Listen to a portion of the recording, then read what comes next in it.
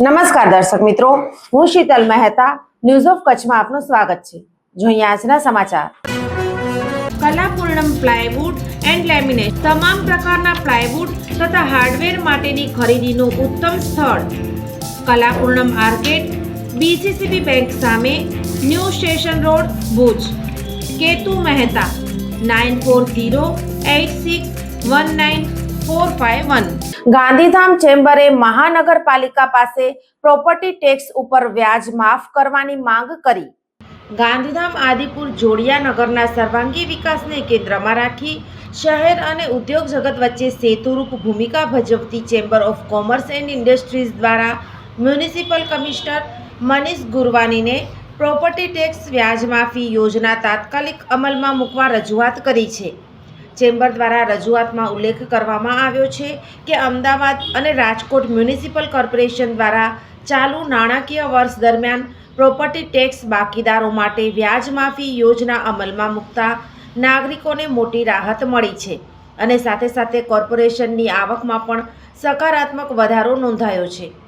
Chamber પ્રમુખ તેજા કાનગડે પોતાના નિવેદનમાં જણાવ્યું હતું કે ગાંધીધામ ચેમ્બર હંમેશા નગરજનો અને પ્રશાસન વચ્ચે સકારાત્મક સંવાદનો મંચ બની રહી છે. અમદાવાદ અને રાજકોટ જેવા મહાનગરોમાં અમલમાં આવેલી વ્યાજમાફી યોજનાઓએ આવકમાં નોંધપાત્ર વધારો નોંધાવ્યો છે. મહાનગર તરીકે તાજેતરમાં જ સ્થાપિત થયેલ ગાંધીધામ આદિપુર માટે આવી યોજના વિકાસ યાત્રાને મજબૂત આધાર આપશે. નાગરિકોને આર્થિક રાહત અને કોર્પોરેશનને આવક હિતોનું સંતુલન સાધતી આ યોજના તાત્કાલિક અમલમાં મૂકવી સમાયોજિત છે. ચેમ્બર ઉપપ્રમુખ દીપક પારેખે જણાવ્યું કે ગાંધીધામ આદિપુર મહાનગરની રચના તાજેતરમાં જ થઈ હોવાથી નગર વ્યવસ્થાના અનેક માળખાકીય પ્રશ્નો હજી પ્રગતિના માર્ગ પર છે. અંદાજે 60,000 થી 65,000 જેટલી કુલ મિલકતો ધરાવતા વિસ્તારમાં રહેણાંક અને કોમર્શિયલ વર્ગની મિલકતોનો સમાવેશ થાય છે. અંદાજ મુજબ 20% થી 25% જેટલી મિલકતો પ્રોપર્ટી ટેક્સ બાકીદારીમાં આવતી હોઈ શકે છે. સરેરાશ પ્રતિ મિલકત ₹15,000 થી 25,000 સુધીની બાકી રકમ માનીએ તો કુલ બાકીદારી અંદાજિતપણે કરોડો રૂપિયામાં થવાની સંભાવના વ્યક્ત કરવામાં આવી છે. પ્રશાસન આ રજૂઆતને હકારાત્મક દ્રષ્ટિએ લઈ વહેલી તકે વ્યાજમાફી યોજના જાહેર કરશે, જેથી નાગરિકો, વેપાર ઉદ્યોગ જગત અને મહાનગર ત્રણેય સ્તરે લાભદાયી પરિસ્થિતિ સર્જાઈ શકે અને શહેરના સર્વાંગી વિકાસને ગતિ મળે. માનદ મંત્રી મહેશ તીર્થાણીએ રજૂઆતમાં ઉમેર્યું હતું કે જો વ્યાજમાં 50% થી 80% સુધી તબક્કાવાર રાહત આપતી યોજના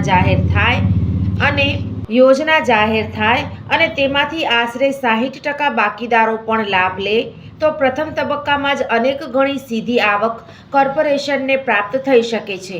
આ આવક શહેરના વિકાસ કાર્યો, માર્ગ પ્રકાશ વ્યવસ્થા, સ્વચ્છતા, નિકાસ વ્યવસ્થા તથા આધુનિક સુવિધાઓના વિસ્તરણમાં ઉપયોગી બની શકે છે.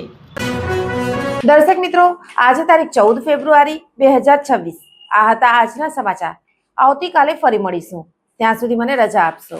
નમસ્કાર.